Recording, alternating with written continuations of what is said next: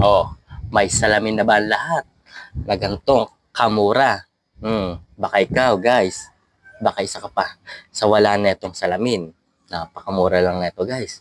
At ang malupit, nasa 100 plus long. Oh, sang ka pa. Aba, kung wala ka pa, at lalo na kung may motor ka at lagi ka naman nagmamotor, di lagi ka napupuwi. Aba, protektahan mo ang iyong mata. Mahirap na, guys, baka mamaya ay mabulag ka.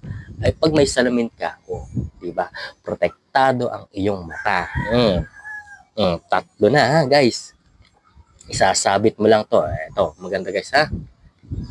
Magnetic na to, guys, ha, sa magkabilang tabi. At heto ang pinakang suksukan niya.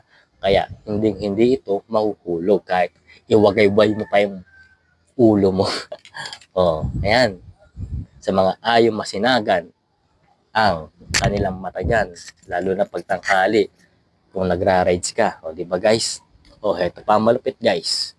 Kung umuwi ka tuwing gabi, ayan, at na may motor ka, ayan, guys, tama-tama ito kasi hindi ka masisinagan ng malalakas na high beam kasi pag itong ginamit mo tuwing gabi, magiging normal lang ang iyong tingin sa mga high beam na malalakas na yan.